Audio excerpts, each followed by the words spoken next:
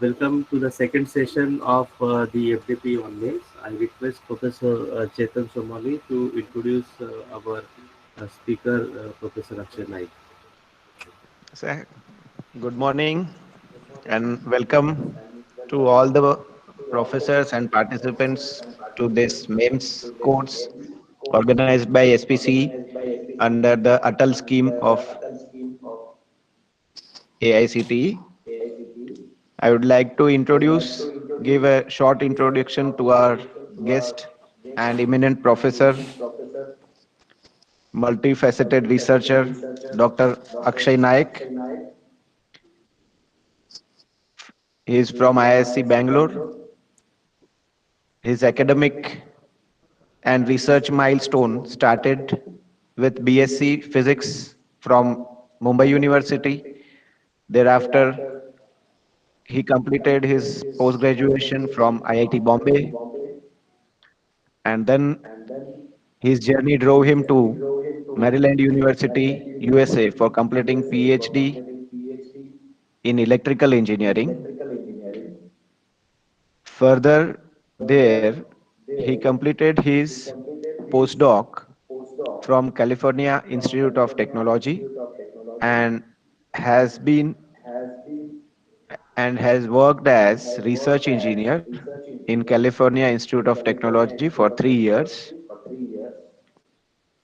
He has 28 journal articles to his credit and 11 conference papers with several patents under his name. So today we have a very dynamic researcher who is going to give us and enlighten us in the subject of MEMS and nano sensors. So I welcome you, sir, again on behalf of SPC team and all the participants of this FDP. I request you to take on the session here forward. Thank you. Thank you. Thank you for the introduction. Thank you for having me. Can you hear me? Can you see my slide? Yes, Yes, sir, sir. we can see your slide. You are audible also. Okay, fantastic. Okay. So what I'll talk about is, as Professor mentioned, mechanical systems. And I don't want to call it micro electromechanical systems because in the last few years people have started using optical systems also to study these or use these devices. So maybe microsystems is a better word now. But anyway, so my name is Akshay Naik. So I come from Center for Nanoscience and Engineering. It's a department in IISc Bangalore. So this is the picture of our department. More importantly, we have one of the best facilities in the country to fabricate devices, nanofabrication facilities, and also to characterize them. And this is probably one of the top 10 or 15 in the world in academic settings. Even more importantly, these facilities are open to anyone in the country. For example, if any one of you wants to come and use these facilities to make your devices, to characterize your devices, these are open. Okay, and you can, if you have funding from DST or any other agency, you can pay pay the fees and come and use the facilities. Even if you do not have money to pay for characterization or fabrication, we do run a program that's called Indian Nanoelectronics Users Program. Okay, and we've been running this program for about 10 years now. What it is we give them three-tier training. We are in three-tier training. The first is basic training, where we have 2 to 3 days of intense lectures, where we get about 60 to 100 scientists. Then we have advanced training, where scientists come here in a batch of 20 to 25, and they undergo training for 2 weeks. Okay, on the tools, fabrication tools, characterization tools, and so on. And the third part is projects. For example, if you have a PhD, if you're doing a PhD, or if you want to do some research project, you can come here and do this research project for a month, 2 months, or however long it takes, and we will facilitate that. And the entire thing is free of charge, and it is being supported by MHRD, which is now Ministry of Education, and Ministry of Electronics and Information Technology. Okay, and we've supported about 1,000 projects in the last 10 years. And this is a joint program that we run with along with IIT Bombay. So if you are interested, you can certainly take a look at this. Okay. Okay. Let's get started. What I would like to say is, if you have questions, just speak out, and I'm happy to answer any questions in between the talk also. Okay. So, what is micro electromechanical systems? When I give talk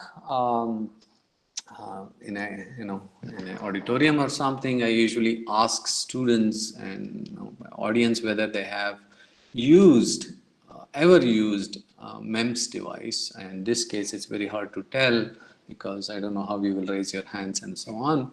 But typically, people think they have not used it. Okay. Most people, about 80% of the people, think they've never used MEMS devices in their lives. And the fact of the matter is, almost 99.9% of you have used these devices and are using these devices on a daily basis. Okay, and the first image that you see here, right? This image that you see is the inside of an inkjet printer. Okay, HP till smartphones became very popular. This was the major market for MEMS, right? And HP was making huge profits out of this, and this is the inside of a inkjet printer. And I think a lot of you must have used inkjet printer to print things and stuff. The other thing which is now more common is things like accelerometers or gyros. Previous speaker, Professor Mohite, talked about these things, right? These are now inside your cell phones. For example, if you rotate your cell phone, you can see that the photograph that you have also rotates, right? And those are possible because of MEMS devices. There are filters and all kinds of things, but this is a major thing that you do this on a regular basis, where you rotate your phone and your image rotates, right? So you have used these systems on a regular basis. There are lots of other applications, light projection, sensors, and all kinds of things. But I just wanted to tell you that you have used this and are using this on a regular basis. My research, predominantly, I work on smaller devices, smaller than micro, and we call them nano electromechanical systems, or NEMS for short. Right? Similar to MEMS, these things can be used for a lot of applications, right? They can be used as biosensors, in mass spectrometry, force measurement, gas sensing, as oscillators. These are also not just for applications, these devices, which are very simple devices, right? For example, this one is a simple beam, right? A cantilever kind of stuff. These are very simple devices. They can be extremely useful to study, for example, nonlinear dynamics, right? These are fundamental studies that people are still trying to get their head around. How do these things work? How does these weather patterns evolve, and so on. Also, you must have heard recently, there is a lot of talk about quantum mechanics, quantum computing, right? There are some really fundamental questions about mechanical devices. How would the large mechanical devices, these are micron size devices, how will they behave?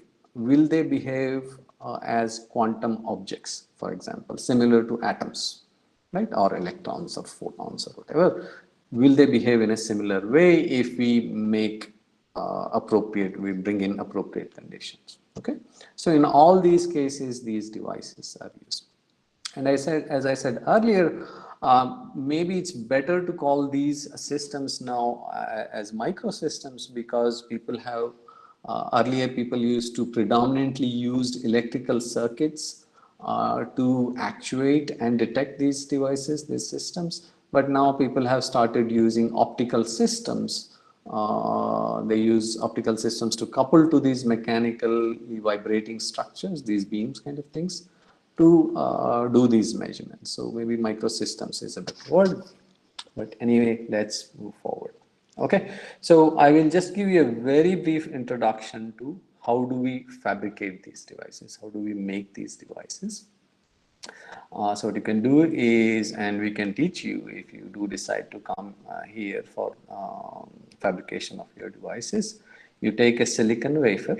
Okay, what you can do is deposit silicon oxide on both sides of the wafer, top and bottom.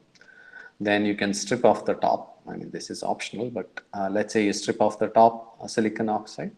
Then on top of this, you deposit silicon carbide, and you can deposit any material, for example, silicon nitride also, but in this case, silicon carbide is deposited here. On top of silicon carbide, see here, we deposit something called photoresist, PR. Okay, and then we use UV light to basically expose this photoresist at specific places, for example, in this area, right? And then you can dip the entire chip in some liquid that removes the photoresist, the blue region, from the area where it was exposed to UV light. Okay, and after that you can dip it in another liquid, because the red part, the brown part is now exposed, that part is also removed. Okay, and after that you can remove this silicon underneath, and then you have a suspended cantilever which is free to move. Okay, you see this cantilever, and that's how you make a simplest of these devices. Okay, and I mean, if you think about it, if you look at mountains, right? I mean, you can see in this picture, this is just doing fabrication. Nature is doing its own fabrication. You can see these cantilevers right here, right? There are 3 cantilevers here. But the problem is we've learned from nature, but this is just random. We don't want random. We want specific shape, and that's why we use specific ways of fabricating these devices. We expose only the region which we want to etch, which we want to remove. The rest we cover it with photoresist, for example. Okay, so that's a simple explanation of how fabrication works in these cases. Okay, now the great thing about this fabrication process is we can really make extremely small devices, very intricate devices like what Professor Mohite showed previously. Here are some of the devices that we make. Okay, so this here that I show is a monolayer graphene. It's a single sheet of carbon atoms, one layer thick. Okay, and the thickness is about 0.3 nanometers, and the length of this is, I think, about 2 microns long. Okay, only 2 microns. It's important to remember the thickness of your hair is about 100 microns or so. This is length is just 1 micron or 2 microns, and the thickness is about 3 angstroms. This here is single walled carbon nanotube. This is the diameter of this nanotube is about 1.5 nanometers. The only reason you are able to see in this scanning electron microscope image is because there is some dirt on top of it. And that's the reason you are able to see it. Otherwise, even it's hard even under the electron microscope to observe these things. This is another material which is called MOS2. We can also make devices using silicon nitride, for example, or silicon carbide, for example. Okay, so these are some of the types of devices that we make. So what I'm going to talk about today is how do we use these devices as sensors. Okay, and one of the things I would like to emphasize is how do we use these as sensors, and how do we continuously improve our sensor, right? And what goes into making a sensor, and what goes into improving them. How do we continuously ask questions to make sure we can make better and better sensors, or use the sensor for different applications. Okay. So a typical sensor, you will have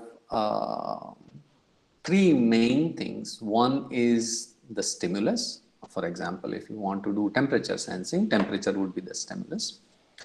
And that stimulus would change some behavior of your sensor. All right. In this case, we are using a mechanical cantilever, so it might bend it.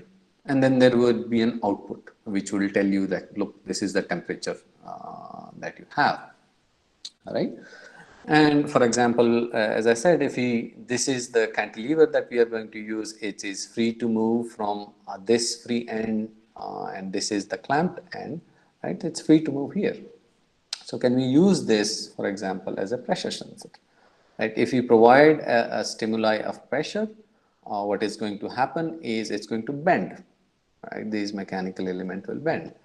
And in terms of output, you could say, look, the displacement, how much it bends is our output. And depending on how much it bends, you should be able to extract what is the pressure that I have applied. Okay, that's the whole system. So there are lots of questions in a very simple system like this you could ask to improve the sensor that you have. For example, you could say, how do you measure the displacement? And this is one of the questions, right? So in general, a lot of you, I looked at your backgrounds are mechanical engineers, right? You studied these beam structures and so on. If it's a really large beam, it's very easy to look at the displacement or the bending just by eye if the structure is big. But as you saw, the kind of systems that we make are really small, right? Hundreds of microns, say 1 micron kind of size. So as you make devices smaller, the displacement that does happen, the bending that does happen, becomes even smaller. Right? So in that case, you will not be able to use your eye. So you could say, look, I will then use optical microscope. Right? What about if the displacement is smaller than, say, a few tenths of micron? Then you could say I would use electron microscope. Right? What if the displacement or the bending happens to be less than 10 nanometers? Then people started using some electrical schemes. For example, the interdigitated capacitor that the previous speaker talked about, right, for gyros. People also started using optical schemes. Okay, so all of these are continuously improving how you do better displacement measurement. So if you have better displacement, what you can then say, I can measure smaller and smaller pressures. I have better and better sensors. Okay. So for example, you could ask a similar question. How do you make, other than improving displacement, can I make it more sensitive? Well, the simplest answer would be, look, if you make your cantilever to be more compliant for the same pressure, the displacement would be larger. Right. So that's how you make it more sensitive. Right. These are some of the questions that you ask to improve the sensor that you have. Okay, and we'll go through some of the questions, and I'll give you specific examples of these cases. Okay, so in the previous slide, I showed that there is a static displacement. You apply a pressure, it bends down. Okay, in general, it turns out that it's better to do these measurements in something that I call resonant mode operation. Okay, and the reason what it means is all these beams, mechanical structures will have infinite number of resonant frequencies, modes, and they will have resonant frequencies, right? So for example, at resonant frequency, the amplitude is maximum, right? This is amplitude as a function of frequency. At the resonant frequency, the amplitude, the motion is maximum. And if it's not at resonant frequency, the displacement is minimal.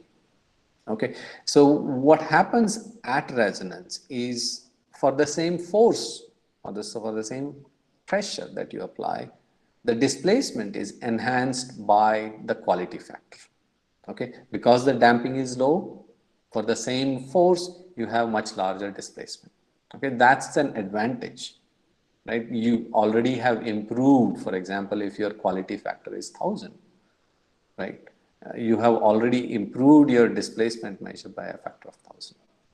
Okay, so that's why we use these devices in resonant mode, and these are especially useful if the devices are very small, where doing the measurements using eye or conventional methods becomes very difficult. Okay, now beyond that, the resonant frequency, the frequency at which this vibrates depends on various properties of this cantilever or beam that you have, right? For example, if you change the length, if you change the thickness, if the Young's modulus changes, right? All of these are going to change the resonant frequency, and that's the part that we will use in our sensor. That's how we will do the sensing. Okay. For example, what we'll do is we will drive this mechanical element, this cantilever, and see how the resonant response is here. How does this change in response to, say, a temperature change, right? For example, if I heat up this cantilever, how does the resonant frequency change? Right? How does the resonant response change? For example, maybe it moves to lower frequency. Initially, the resonant frequency was here at this frequency. Now, because of the heating, it has changed here. Okay. Now, if you know all the relevant properties, for example, if you know how the temperature changes the modulus or the length or so on and so on, you should be able to figure out, just based on this change in frequency, how much has the temperature of this cantilever changed. Okay. Even in this mode of operation, there are two ways of doing the measurement. One is I look at how much has the frequency changed, the resonant frequency changed. Okay. Or the other is you say how much has the amplitude changed. Okay, and I will go through these in the next couple of slides. And these are, major ways of doing this, right? But there are lots of different reasons why you would choose one, this over this, or this over the amplitude change, right? And it depends on what you want to do, what your goals are, and so on. Okay. So let's look at these modes of operation. How do we do the actual measurements in these devices? Okay. So let's say we want to always look at change in amplitude. Okay. How does the displacement change in response to the stimulus that we provide? Okay. So this is our resonant frequency. That the resonant frequency is right here. The amplitude is maximum here. So in this case, what I will say is I will always do the measurement at a specific frequency. My measurement will always be to look at amplitude at a specific frequency. Okay, in this case, I will say I am going to pick this particular frequency and measure what is the amplitude at this frequency. Okay, and at this point, the amplitude is A0. Okay, now let's say I change the pressure or temperature. Because of that, the response has changed and the resonant frequency has moved to a different frequency. Now the resonant frequency is here.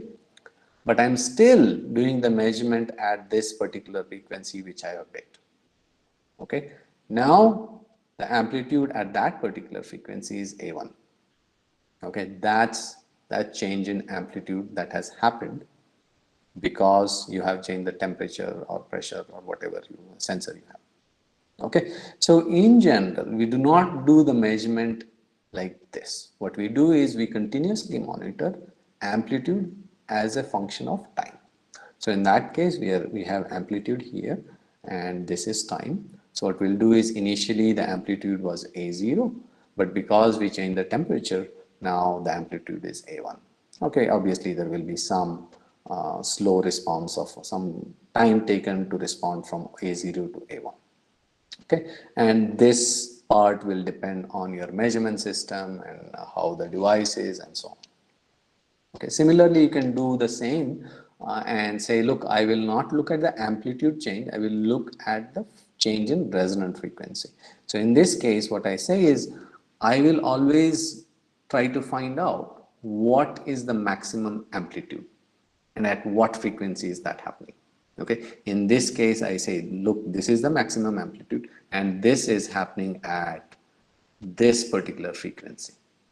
Now I change the temperature, this has moved, the amplitude is maximum here and that frequency is F1. Again, we do these measurements in time domain. The frequency versus time looks something like this. Initially, the frequency was here, but now because of the change in temperature or pressure, the frequency has increased and you get something like this. And obviously, the frequency can either increase or decrease depending on the type of measurement that you're doing. Okay. Okay. So let's get started with actually doing the measurements and making some of these sensors. Okay.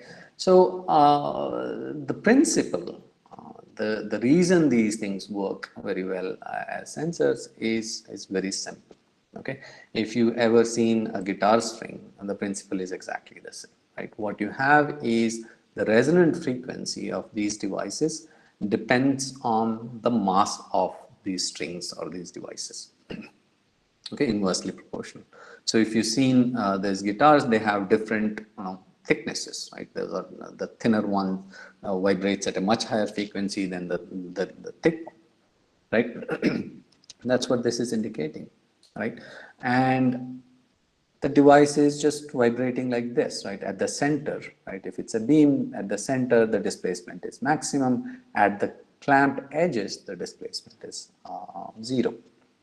Okay, and the same thing happens whether it's a guitar string or a string or a beam that is made using monolayer graphene or a silicon nitride or aluminum or silicon carbide. Doesn't really matter, and this pretty much holds in all of these cases. Okay, and we will use this to do our detection. Right? So the principle of mass sensing remains the same. So what we'll do is, let's say you have a guitar string, right? You tuned it to certain frequency, okay? And you know the mass of this guitar string. And let's say your son or daughter comes home and puts a chewing gum on top of this, right? On top of the string, the resonant frequency has changed because there is added mass, right? The frequency is changed. Now, if you want to find out the mass of your chewing gum, right, all you need to know is this change in frequency, and you should be able to figure out what the new mass is, right? From the new mass, you should be able to figure out what is the change in mass that has happened because of your chewing gum. It's as simple as that. And we do this again in real time. You look at frequency shift, and based on this frequency shift, you should be able to figure out what is the mass of, the chewing gum in this case. In our case, we look at gas molecules, protein molecules, and so on. Okay, again to emphasize, so if you know the frequency shift that has occurred, okay, you already know the mass of your device, you already know the resonant frequency of your device, you should be able to calculate the added mass. Okay, so it's as simple as that. The only condition in this case to get this equation is that this added mass must be much smaller than the mass of your cantilever or your guitar string or whatever. Okay, that's the only condition to make this approximation. The only difference between guitar string and to a MEMS device or a NEMS device is this sensing has been taken to extreme levels. Okay, and what I mean by that is, as you make devices smaller and smaller, the minimum mass that you can measure improves dramatically. For example, if some of you have used evaporators, right? Evaporators, they have something called quartz crystal monitors. Okay, those those work on exactly the same principles. Right? They have a vibrating element As you evaporate material, it deposits on those elements, and because of that, resonant frequency changes, and you do the detect, how you tell how much material you have deposited. In a lot of these cases, in these cases, you can see the resolution of these crystal monitors is about nanograms, 10 to minus 9 grams. As you make devices smaller and smaller, you see that the minimum mass that you can measure improves dramatically. Even when you go from, say, a MEMS device, which is, say, hundreds of microns, to a NEMS device, hundreds of nanometers,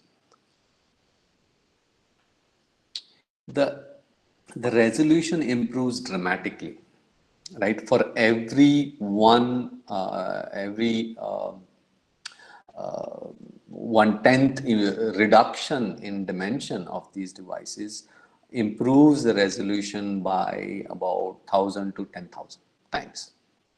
Okay, so there is a really dramatic improvement.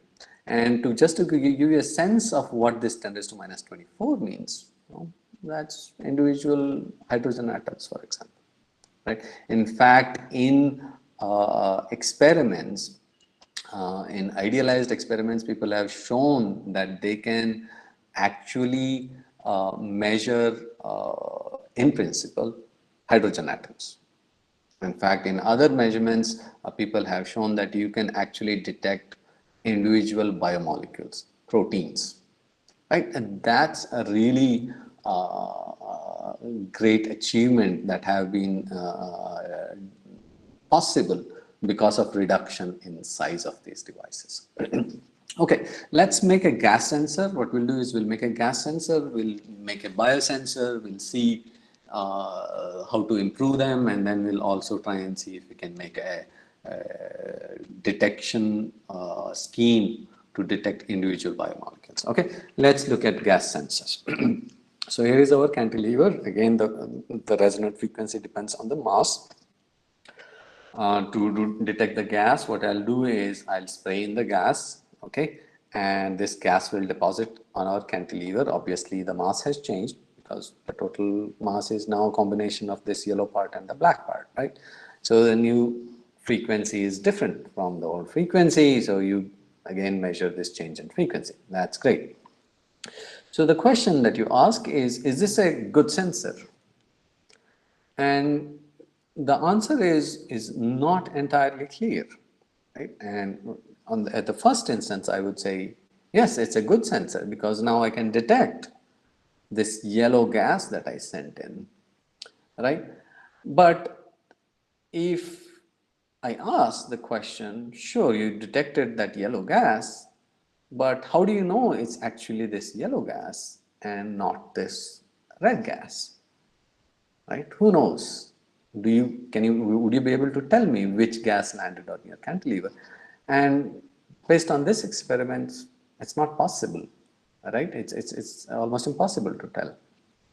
So if you are only interested in trying to figure out how much of the yellow gas, and you are always going to send in the yellow gas to the cantilever, then it probably is a good sensor, right? But I can always improve this cantilever by somehow making it possible for us to detect even the red gas. Okay, can we do that? Okay, so what we'll do then is, so let's say we want to specifically only capture yellow gas. Okay, that's our goal now. We don't want to capture red gas. So what we'll do is we'll take the cantilever and functionalize it. By functionalize, all you have to do is maybe coat it with some chemical, which will predominantly, right, capture the yellow gas and maybe a little bit of red gas, but predominantly yellow gas. Now you do the measurement again. Okay, so you sprayed it, again it sticks to it, the resonant frequency changes, again you see a frequency shift. Now, this is a slightly better gas sensor, right? You ask again the question, is this a good sensor? It's better than the previous one, but there are two things that you have done. One, you added this green part to your cantilever, right? Which means the size or the dimension of your cantilever or your sensor is now bigger. As I said earlier, if you make devices smaller, they are more sensitive in general. If you make them bigger, they are not as sensitive. Just by adding this, right, you compromised on the sensitivity of your sensor. Okay, that's one part. The other part is, sure, the cantilever absorbs this yellow part predominantly. But what if, even if it absorbs a very small quantity of red gas, it will still absorb this, might absorb this much portion of this entire red gas and will still produce the same frequency change. You still do not have a way of identifying whether you absorbed this much gas of yellow or a very big portion of red. Right? You have no way of knowing. Okay, so can we improve on this a little bit more? Can we do better? Okay, so what we'll do is, so one way of doing this is to say, I will try to collect a fingerprint of these gases, right? What we'll do is we'll have an array of cantilevers and we will functionalize each cantilever with a different chemical. Okay, and when the gas comes, each cantilever for the same gas, each cantilever responds differently. For example, this cantilever bends or changes resonant frequency by a large amount. This one doesn't change much. Okay, let's try to do this. So what we'll do is, as I said, each cantilever will have a different response, and this combined response of all these cantilevers with different functionalizations will be considered a fingerprint, and I'll show you how. Okay, so here is the array of cantilevers. We have functionalized each cantilever with a different chemical, okay, and we will monitor the resonant frequency of all the devices, all the cantilevers. Okay, here is the resonant frequency as a function of time. Okay, let's send in gas 1, which could be yellow gas, for example. So the first cantilever, this one doesn't change much. Maybe as the gas comes in, the resonant frequency changes a little bit and goes back up. The second cantilever, and all the cantilevers are shown here. The second cantilever, maybe the resonant frequency changes by a significant amount. Third, not so much. Fourth, a lot. Fifth, a little bit. Okay, and if you can do the same thing for gas 2. In this case, the fingerprint will be entirely different. For example, cantilever 3, right, this particular cantilever might not respond as much to gas 1, but might respond by a large amount to gas 2. Okay, similarly, cantilever 4, gas 1, in response to gas 1, the frequency changed a lot. In response to gas 2, it did not change much. Okay, so what we'll do is we will use the ratio of all these different cantilevers as a fingerprint, right? So for example, if the frequency shift of first cantilever was just 1 hertz, second was say 7 hertz, third 2 hertz, fourth is 9 hertz, and fifth is 4 hertz. The fingerprint is the ratio of these things, these 1, 7, 2, 9, and 4. Okay, so if you increase the amount, say let's say you double the amount of gas 1 that you send, the only thing that will happen is the fingerprint will now show that as 2, as to 14, as to 4, as to 18, 8. Right? But the ratio remains the same. Okay? And similarly for gas 2, right? The fingerprint is entirely different. Okay? This is one way where you can try to figure out which of the two gases you are detecting. Okay? And you can ask again multiple questions here. The simplest would be, would this work? And the answer is not entirely. And I will leave it there. Okay? And people have figured out different ways of making sure that they can use this kind of system to do gas sensing. But I will leave that as a brain scratcher for you guys. Okay? Okay, so we talked about gas sensor. Let's next talk about biosensor. By biosensor, what I mean is typically we are interested in what is happening in our body. Right? This is for all kinds of reasons, to detect diseases and so on.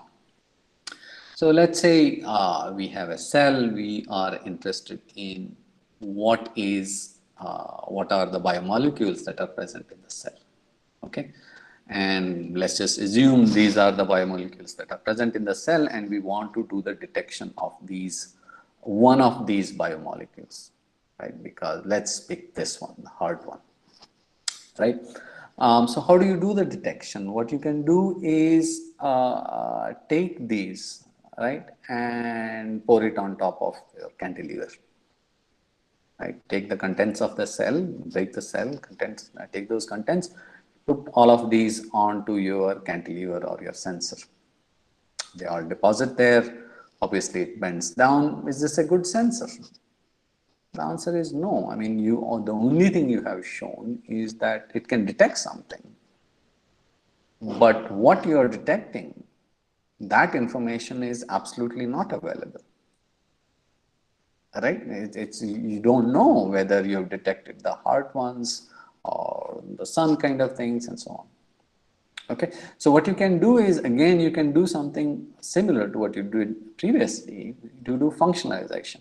In these cases, you can come up with all kinds of molecules which will capture only specific type of molecules. Like these are antibodies or something that you can put on top of your cantilever, and they will capture only or predominantly these heart cells. Okay, so for example, they capture.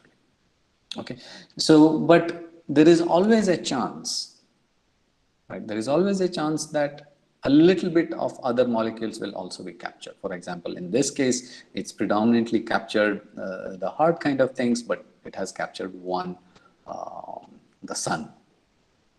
Right. So you might say, the question again is this a good sensor? And answer could be yes, but it's only a could be. The reason is this. Let's say these things, the functionalized material, are going to help you specifically bind the biomolecules that you want. It's going to capture only this one 99% of the time. And only 1% of the time is going to capture some wrong element, wrong biomolecule. Okay, and that works very well. That's great. In that case, it's really good. So if there are 100 hearts and 100 sun kind of things, then it's great, right? You are going to predominantly capture hearts, and maybe 1 out of 100 will be the sun. Now that's great. But what if there are only 100 heart kind of things and 100,000 suns? In this case, what you would see, even though the capture cross section is only 1%, or 1% of 100,000 is really large, that's about 1,000. Right? That specificity that you said, look, I will predominantly capture only these, is lost. Okay, now there are more these kinds of structures that are captured on the cantilever than these ones. So in this case, it will not be a good sensor. And in a lot of biosensing, right, the specificity becomes extremely important. And the reason is this. For example, at the onset of a disease, right, for example, certain biomarkers might show up. And the number of these biomarkers that do show up is usually very small compared to all the other biomarkers that are present in the cell or in the body. Right? If you want to do the detection at early stage of disease, you really have to figure out how do I detect these very small number of biomolecules, and the specificity in that case becomes very important. Okay. Okay. So the other question that you could ask is, look, fine, we will do. Let's say the specific binding is still working and it's good enough for us. The other question you could still ask is, what is the minimum number of biomolecules do I have to capture before I can see any signal? Can I capture just one biomolecule? And will that be enough for it to change the resonant frequency, or will it bend enough? Okay, that's another question that you could ask. As I said, what is the minimum number of biomolecules you can detect? Because if you detect smaller number, you will be able to do the disease identification at an earlier stage. For example, in cancer, right? The earlier you detect, the more the chances are of a recovery, right? The other question you could ask is, look, I've built this biosensor. How do I use it? And it's a very simple question, but it's extremely important. For example, I could say, look, I have made a chip. It has these cantilevers. What I can do is pick it up with hand and dip it in bio solution. Okay, is this a good enough method? The answer is no, right? Because the reason is the humans are prone to errors. Okay, so maybe the better way to do it is some kind of microfluidic chip. Okay, and this chip is about a few centimeters wide and few centimeters long.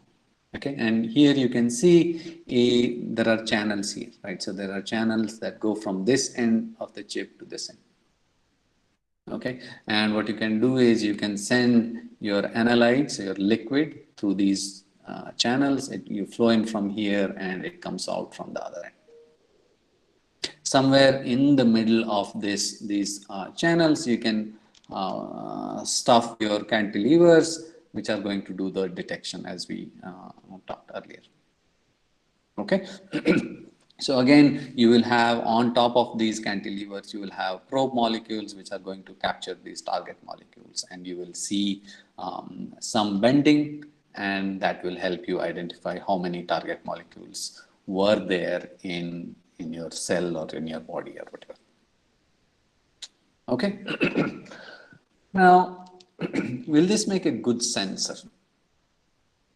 And again, the answer is not clear.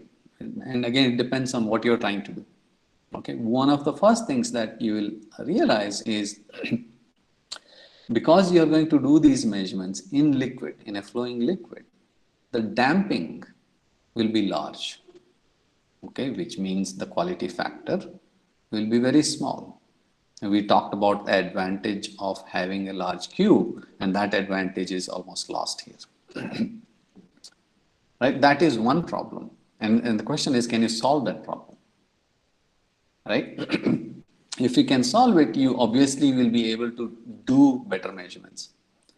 The other question is, sure, you have put in these probe molecules, and the target molecules are supposed to come and stick. But will they come and stick? Right? In general, what happens when you make channels very small, the molecules do not like coming close to surfaces. Right? So will enough target molecules stick onto these things? Right? Those are the questions that you have to ask. How do you make sure that they come there? Right? Okay, let's try to see if we can solve at least the quality factor or the damping problem. Okay, so people have done this. So we said, look, if you put the cantilever in the liquid, the damping increases, the quality factor decreases. What if you made a channel inside a cantilever? So what if the liquid is inside the cantilever as opposed to cantilever being in liquid? Okay, so in this case, what they have done is they have made channels inside this cantilever. The blue line is a channel, right? Here are the zoomed in cartoon images, right? So you have the liquid flowing in this region. So it comes in and flows out. If the number of biomolecules that are of interest to you are very small, you have certain frequency. As the number of biomolecules of interest increases, the frequency decreases. Okay, so in this case, what you have done is you have solved, at least to a large extent, the problem of having large damping.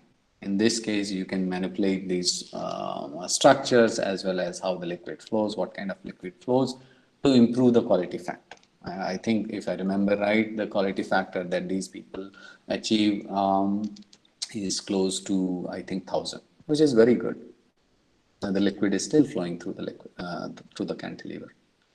But there is a problem, right? While you are increasing the quality factor of your cantilever, while allowing for liquid flowing through, what you have to compromise on is the size. For example, if you want the liquid to reliably flow through these channels, you would want the channels to be, say, about hundreds of microns. What that means is the width of these would be, say, about 500 microns or a millimeter. In that case, the length of these would be, say, 10 millimeters. So you are really in millimeter size range. So you have lost out on the sensitivity part that you gain when you make devices smaller. Okay? Okay, so let's go a little bit further and see what else can we think about in terms of mass sensing. Okay, in all of the cases that I talked about, both in gas sensing as well as in biosensing, we assume a uniform coverage on top of cantilever. Okay, and what we say, the response, the frequency change is dependent on the amount of mass that I have put on the cantilevers. Okay, so for example, the frequency change that I do get is dependent on this mass that I have put on the cantilever. What if the added mass was point mass? And I think a lot of you have studied this, right? Uniform loading, point loading. The response must be different. Right? It's not possible that it gives the same answer. For example, if I take a biomolecule or a particle or whatever, and I added that point mass specifically at the free end, what is the frequency shift that I get? Of course, I will get something. But will it be the same when I place this here in the middle of the cantilever? Will it be same if I place it at the fixed end of the cantilever? The answer obviously is no. I mean, it will change, right? And this is a problem. For example, as you reduce the amount of gas that you send in, right? Initially, you were sending a lot of gas. There were millions of gas molecules. But let's say you reduce the amount of gas that you send in, or you reduce the number of biomolecules that you are sending in. Right? You will not have millions of biomolecules for you to have uniform coverage. You will have individual molecules that are going to stick to the cantilever. And that individual molecule will produce a frequency shift. Right? And whatever frequency shift that I get here is not giving me a correct frequency shift because it will depend on where it landed. Right? So there is a problem there. And this equation is not exactly right. The correct equation to say is the frequency shift not only depends on the mass of your particle, right, this mass, it also depends on where this lands. If it lands here, the frequency shift is maximum. If it lands here, the frequency shift is minimum. Right? So that position dependency is included in this part of the equation. Okay, but okay, let's look at it a little bit more carefully. Okay, so in gas sensing, again, you have uniform coverage. Okay, and what that means is this is constant, so this doesn't really matter. Okay? Whereas if you have point loading or point masses, you have to account for this part. Okay. So, for example, let's consider the fundamental mode, right? The first mode of vibration. So, it's the displacement is largest at the center, okay, for this beam. So, if the particle lands here, the frequency shift is maximum. If it lands here, the frequency shift is minimum. If it lands somewhere in between, obviously, some intermediate value of frequency shift.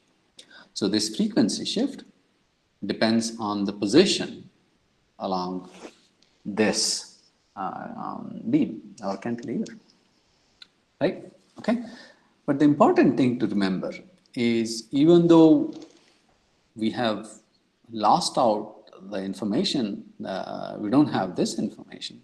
The important thing to remember is that we can detect individual biomolecules, and that's a huge advantage, right? We have capabilities now to detect individual molecules. The only thing that you have to ensure is you have to make devices sensitive enough.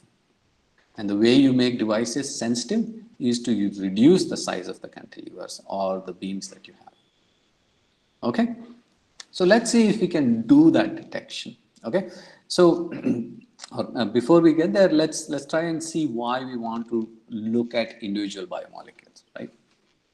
Okay, so your cell has all kinds of things, and you obviously are interested in these things. So one of the things that people are interested is what kind of proteins you have in your cell, in your body. Okay, and proteins do all kinds of functions. Here are some of them. I mean, let's just say we are interested in defensive proteins. Now, why? Because it helps us protect against viruses and bacteria. Right? Viruses are in vogue now, so we need to know whether I will be protected against certain viral infections.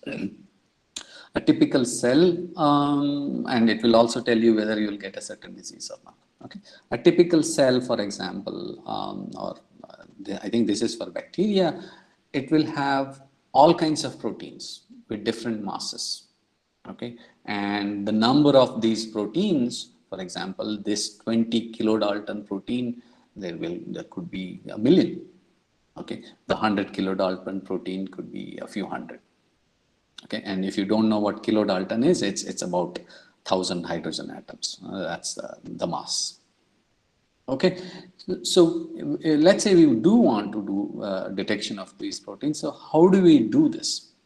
How do you say I have this particular protein? Okay, and in general, the way to identify proteins is by looking at their mass. Okay, if I can detect the mass of a protein, in general, I am able to tell what that protein is. Okay, I'm simplifying this to a large extent, but that's the essence. Okay, and the question is, can we identify proteins by looking at their mass with our devices? Okay, so we'll do that experiment. Do that experiment to detect individual biomolecules. Okay, so again, as we've already done a few times, we will look at frequency shift as a function of time. Okay, and we have a cantilever or a beam. If you do not send any protein or biomolecules, you will see that frequency doesn't shift. With time, it stays the same. And there are obviously some background fluctuations, but more or less it doesn't change. But now we send in some protein molecules. Okay, this is our beam. We are sending in these protein molecules. They are landing on this beam. What you will see is that there are these jumps, right? Frequency changes that are happening. And each of those frequency changes is because of one single molecule, like one molecule coming and dropping on our device. Okay, and you can change the protein molecule, and we've done that, and you can see that again, you will see that there are these jumps. This is one type of protein, this is another type of protein. And again, each of these jumps, this is one single molecule, not thousands, just one. Okay, but the question that immediately arises is, look, this is the same protein, but you can clearly see the frequency shift is completely different. For the same protein, it must have the same mass, right? Why are the frequency shifts different? And we already talked about it. And there are lots of other reasons why the frequency shifts are different. But from the mechanical system point of view, the reason is that it could be landing in the center of the device, center of the beam, or it could be landing at the clamped end of the beam. All right. So depending on that, the frequency would shift. Okay. So we have detected single molecules, and that is seen from the frequency shift, but we have not detected the mass. We cannot calculate the mass. And the reason is this. We have a frequency shift that we are seeing, but we don't know two things. One is the mass of the biomolecule, the other is the position. So if you solve simultaneous equations, you know if you have one equations and two unknowns, that cannot be solved. Right? But on the other hand, if I have two equations and two unknowns, that equation can be solved. Okay, so the only two unknowns are the mass of the particle, biomolecule, the position of the particle along the length of the beam or cantilever. Okay, but how do I get delta F1 and delta F2? How do I get two frequency shifts? Well, it's quite simple. What you do is, till now we've only been using the fundamental mode to do the detection, the first mode to do the detection. We can use the first and second mode. Right? As we said, look, if the particle lands right here, the frequency shift is maximum for the first mode because the displacement is maximum here. Right? And if it lands here, the frequency shift is not that large, right? You will not get much of a frequency shift. But let's say the particle lands here, the frequency shift is maximum. But it's the same beam, right? This beam and this beam are the same, only the modes are different. The frequencies are different. So if the particle lands here, for the first mode, the frequency shift is large. But for the second mode, because this point, the center point of the beam, for this mode, there is not much of a motion, the frequency shift is very small. Okay, so anyway, you have two frequency shift, one for frequency shift of mode 1, one for frequency shift of mode 2, and using these two equations, you should be able to calculate these two unknowns. Okay, so here's so just to give you an idea, so the position dependence, right? This is for mode 1, and this phi, this is this function. For mode 2, it looks like this. Okay, and if you look at something what we call responsivity, how responsive is this mode to a particle landing? For the first mode, again, the responsivity is largest if the particle lands at the center, right in the center. But for mode 2, the responsivity is 0 because there is not much motion that's happening here. Whereas if it lands here, for mode 2, it is largest, or here. But for mode 1, that's not the largest, it's somewhere here, right? Okay, so what we'll do is we will look at a single device, but we will use two modes to do this detection. Okay, so let's try and go through it step by step, how we are going to do this. Okay, so here's our cantilever or our beam, and let's say I take a particle and I place it right in the center. Okay, for mode 1, that means maximum frequency shift. For mode 2, that means 0 frequency shift. Okay, here I have plotted frequency shift of mode 1 versus frequency shift of mode 2.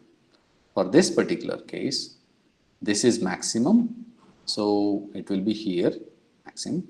This is 0, so the point will be somewhere here, so I'll do that.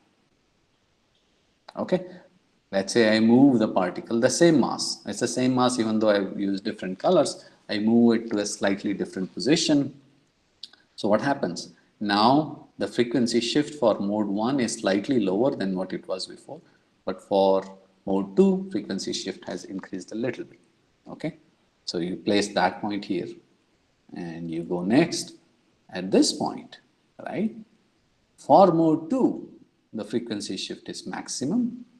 For mode 1, the frequency shift is somewhere here, not 0. Right, so maybe somewhere here. Okay, so there you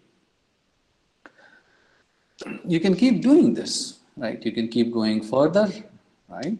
And you will see the frequency shift is reduced now. So F2 will be here, and then you keep going, and you right at this point, the frequency shift for both the modes is minimal, right? So for the same mass, it's a particle of same mass, you have different frequency shifts for the two modes. Okay, what it means is you have a curve of same mass, right? So you have the same mass, depending on the position along the length of the beam, you will see this particular combination of delta F1 and delta F2. Now, if I change the mass of the device, mass of the particle, right? Let's say I say this was 1 kilodalton. Let's say I try the same kind of experiment with 900 Dalton biomolecule, right? In that case, this is the curve, right? Equimass curve in some sense, right? Or if I increase the mass, all the points that lie on this curve will have the same mass. The only difference is the position. Okay, so once I have this entire curve and I can calculate this mathematically, okay, what I can then do is go ahead and do the measurement. When I do the measurement, I will see two frequency shifts, delta F1 and delta F2. And I say, look, I will place that delta F1 and delta F2 in this graph, say for example here. If it lands here, I already know if it lands here, it's 900 Dalton. I know the mass. In fact, I can go ahead and back calculate the position, exactly where it landed here. Correct? So that can be easily done. Okay, so I'll show you the measurement itself and what happens. So this is a beam. It looks like a complicated design, but you can see that there is a beam here right in the center. Okay, that's the vibrating element. That's the part that's changing. And on this side, you have frequency shift of mode 1, frequency shift of mode 2. Right? So, and you can see that for the same element, for the same biomolecule, the mode 2 frequency shift is this much, mode 1 frequency shift is this much. So obviously the two frequencies are changing by different amounts. Okay, and using this, and as I said, if you have two equations and two unknowns, I am able to calculate the mass of biomolecule that has landed. So for example, I can take this frequency shift and this frequency shift and calculate what the position is of the biomolecule along the length of the beam. I can calculate what the mass of that particular biomolecule is. Okay, and based on that, you can get a spectra. Right. The reason this spectra is important is then it tells you what all proteins are present in your body. Right. It's as simple as that. Okay, and people have taken this concept much further. For example, they have done all kinds of detection on, say, in this case, they have taken virus capsids and try to figure out whether they can distinguish the virus with and without the DNA molecule inside it. So if you know anything about virus, the virus consists of two major parts. One is something called capsid, or that is the protective wall that it has, and inside this capsid there is DNA or RNA inside. Okay, if the RNA is not there, it will not reproduce, right? So they are able to, in their measurement, they are able to distinguish between virus capsids that are, that have DNA or RNA inside and that do not have this DNA or RNA inside, right? So that's the kind of sensitivity level people have been able to take these devices to. In addition to, there are lots of other applications, and I'll not go through these in much detail. So for example, force sensing, right? What they do is they make an array of these cantilevers. In this case, these are vertically standing cantilevers, right? So you can see these cantilevers just sticking out from the chip. And then they take biomolecules, right, and cells and put it on them. You can see that these cantilevers in this picture, those are very short. In this picture, those are very tall, right? So the compliance of these is different from the compliance of this. And they are trying to study how cells react to the stiffness of these cantilevers. And it gives you an idea of what is happening to the cell, right? For example, if you want to study how cells react to cantilevers with and without medicine, right? For example, let's say if you want to know the answer, look, the cantilevers are holding on, the cell is holding on to these cantilevers very well. In this case, maybe this cell is healthy. Now, let's say I send in some poison, right? In this case, what happens to the cell? Is it still going to hold on to these cantilevers, or will it let go?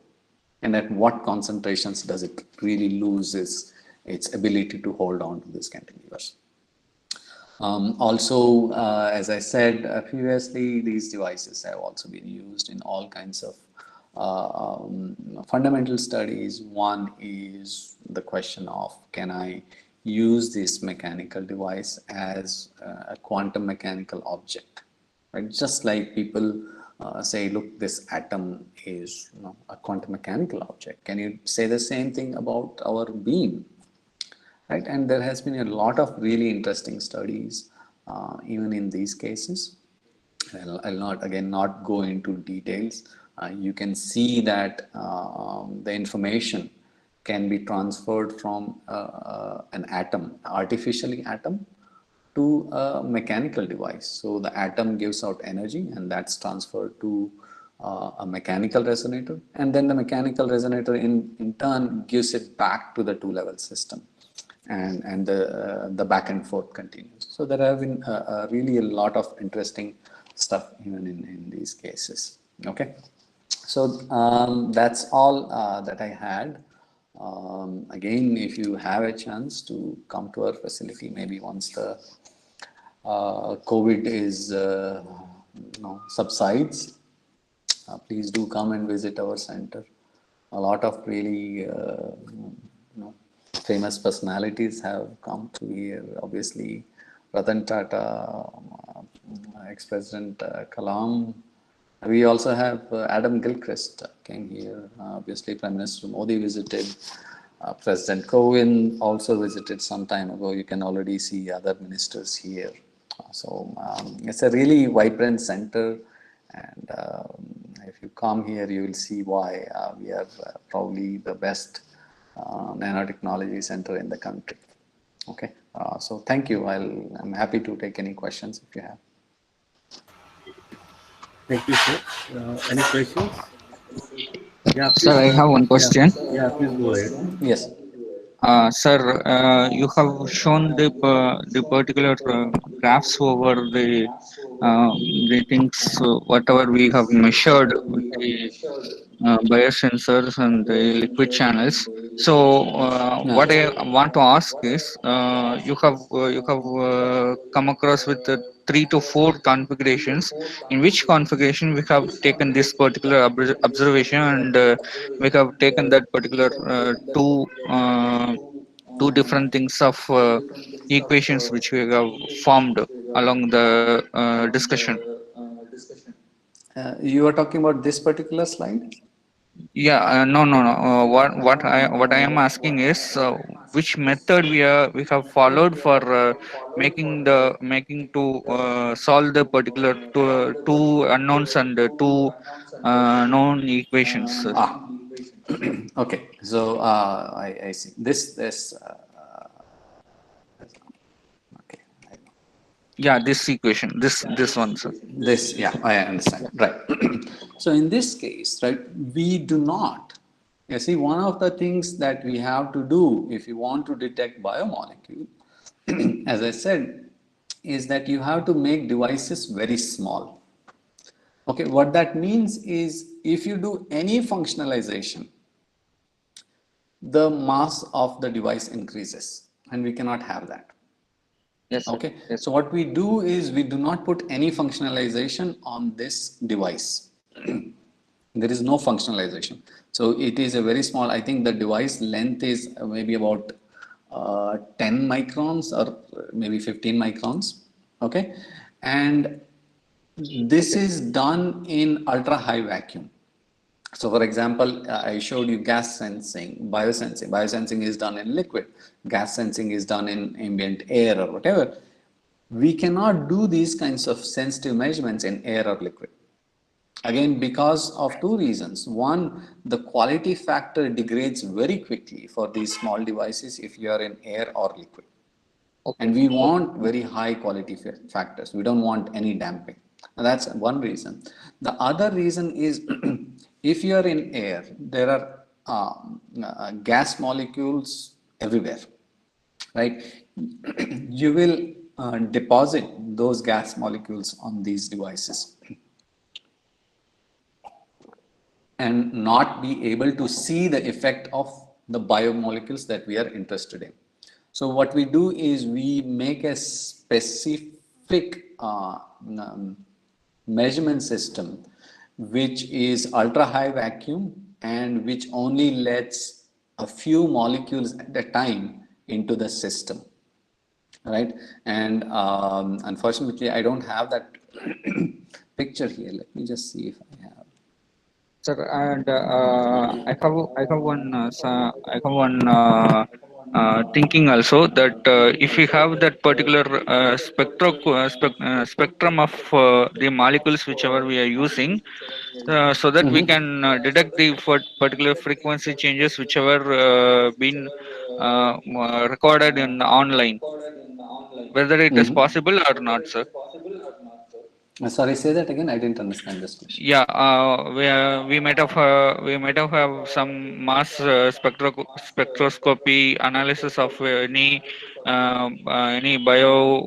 biosystem or any gas system which we are tend to analyze, so that we can have that particular mass spectroscopy uh, data, and whether we can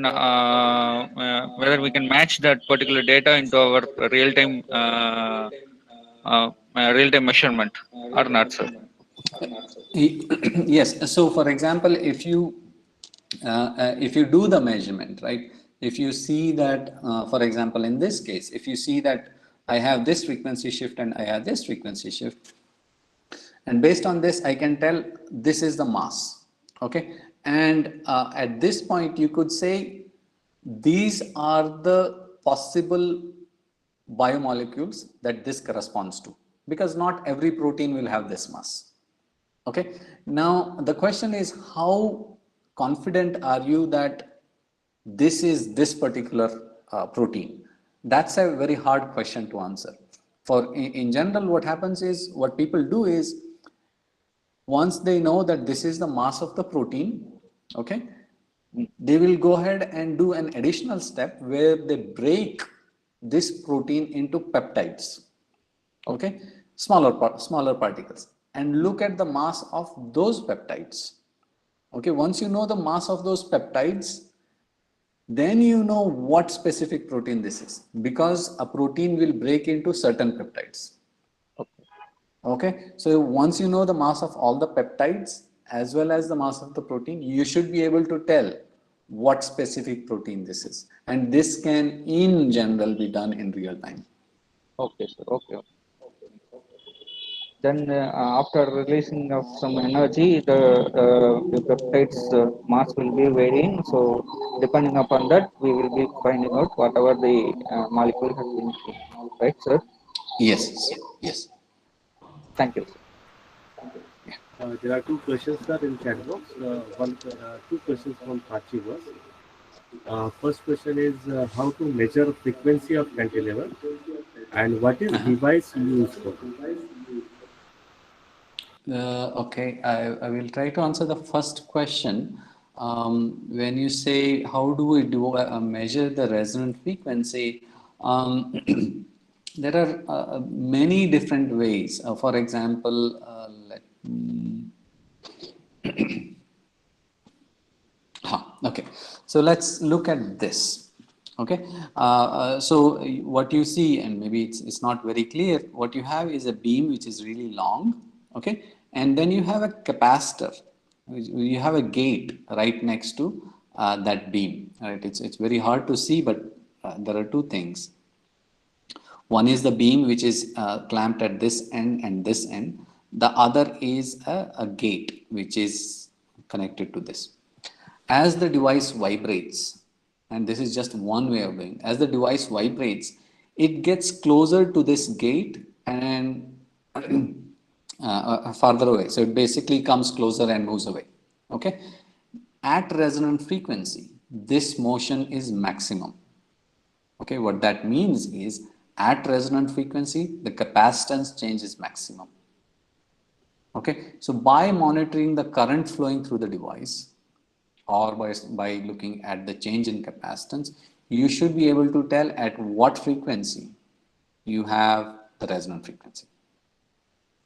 Okay, for example, you sweep the frequency and drive this beam, right? You drive this beam at different frequencies and see at what frequency is the motion maximum.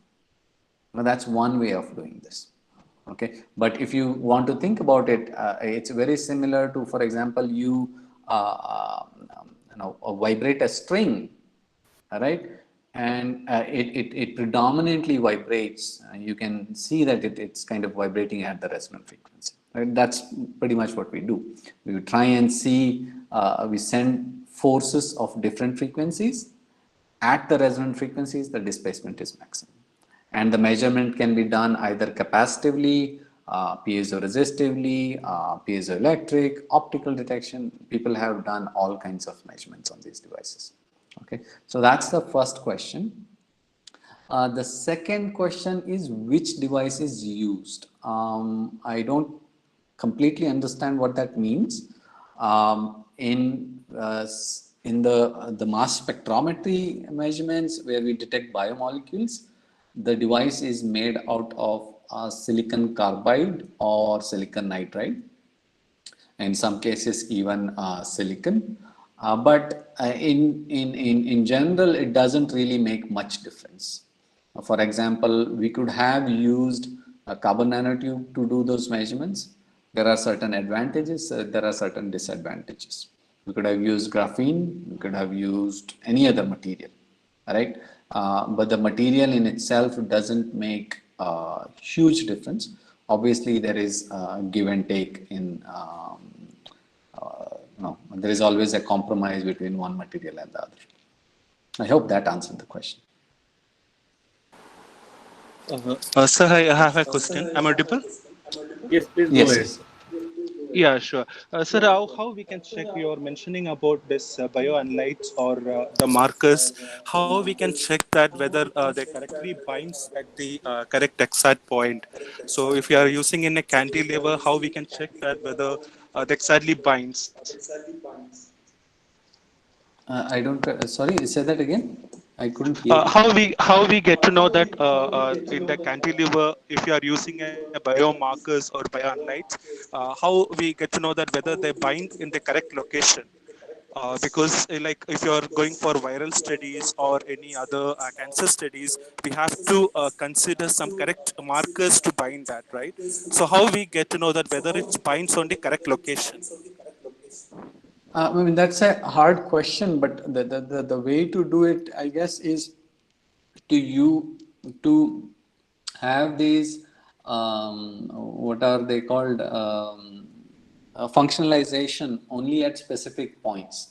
That is the simplest way. So if for example, if you functionalize the cantilever only, then it will bind only at those places, right? But I mean, that's let me just go to this slide. Right. So, for example, if you functionalize only the cantilever and only those areas will the biomolecule will come and stick. Now, is it possible the biomolecules go and stick somewhere else? Absolutely. But you are not doing the measurements there anyway. So it doesn't really matter that much. But you could say, look, but any molecule that sticks in place that you don't intend, that's a loss of the material. That is absolutely right.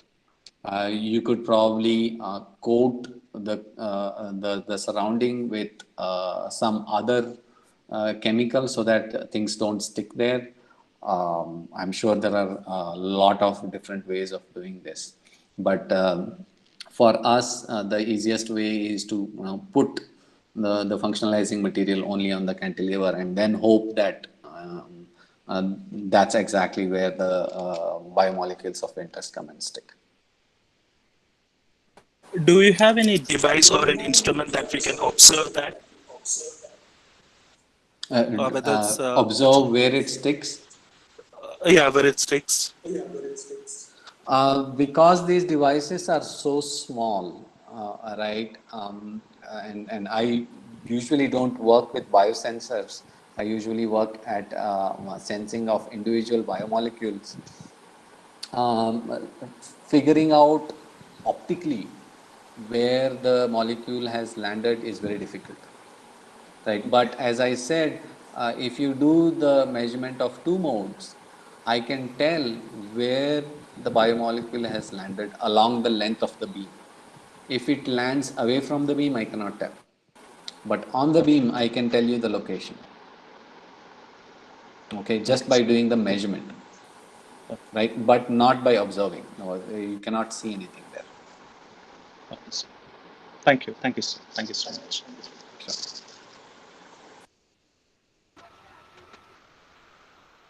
Any other question? Any other questions for participants?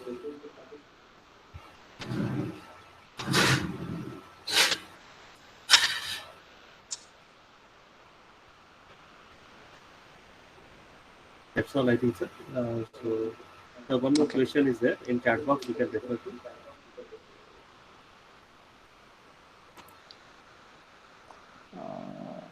The one question in chat box: which material should be used to detect the biomarkers for lung cancer? I see. I mean, that I don't know anything about specifically about lung cancer, but yeah, I'm sorry about that. I don't know about lung cancer specifically, but I'm sure there are protein biomarkers or other biomolecules that show up because of lung cancer. For example, a lot of people are doing not mass spectrometry, but they are doing gas sensing, breath analysis, and looking at volatile organic compounds that are coming out in your breath. And based on that, they are trying to detect lung cancer. But I specifically don't know of the biomarkers that show up for lung cancer. I'm sorry.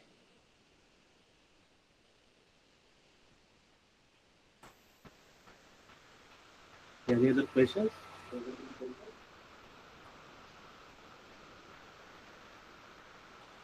I think that's it, sir. So thank you very much, Professor Akshay Naik, for giving the valuable time and explaining the names and simplifying the sensors. It was a wonderful session, wonderful to hear all these things from you. So thank you very much, sir. Thank you so much for having me. It was very. Thank you, sir. Thank you so much. Okay. Thank you, sir. Thank you. Bye. Is there any feedback, sir? Feedback link will be shared in the chat box and in the WhatsApp group.